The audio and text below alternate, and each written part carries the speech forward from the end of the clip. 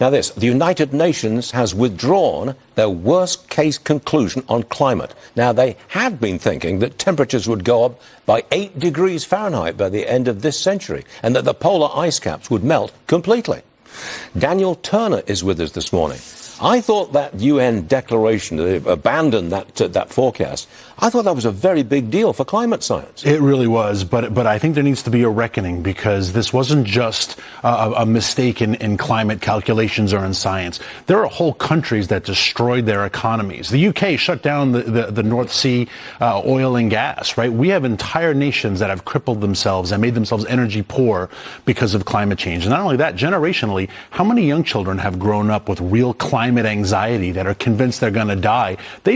These scientists, for political reasons, did great damage to the world. And it's not enough for them to say, oops, we made a mistake. There needs to be a reckoning for this. What would be a reckoning? What would it be? They lose all of their funding. They are discredited. They have to offer formal statements. They should be forced to go around to schools and tell young people, you don't have to be worried about climate change. That's not going to happen. Of course not. But it's not enough to just say, hey, we made a mistake. And they did this for political calculations, and that's what's wrong.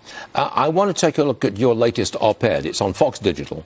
Quote, Democrats are powered by high gas prices, forgetting they loved expensive energy. I've not forgotten.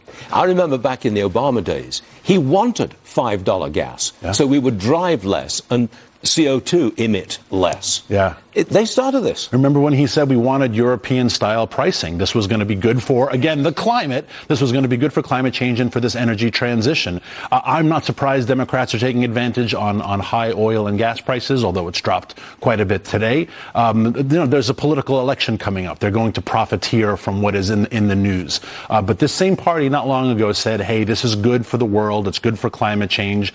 They're not asking us to buy EVs anymore. Where did that craze go? So flip-flopping on high energy prices. Where are we going with this? Is climate any longer on the front burner of any political party in America? I think there are more expedient things right now. Anti-ice is a hotter thing, especially headed into the election. Look what's happening right across the river in Newark. But if we have a hot July, if we have a hot August, the climate protesters will be back. They haven't been doing it the last couple of weeks. We've had a really cold May, right? No one likes to protest climate change in the cold, but if it gets hot, they'll be back. Give me some of that global warming, you know.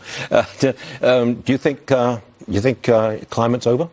I think the climate movement has been so discredited. I think now it needs to be given the death knell and put to bed forever. These are bad people. They're bad people. But I want to dance on their graves, because what they did to the world economy. Our European allies are struggling with energy poverty because of what these folks did for political reasons, and it's not enough just to say sorry.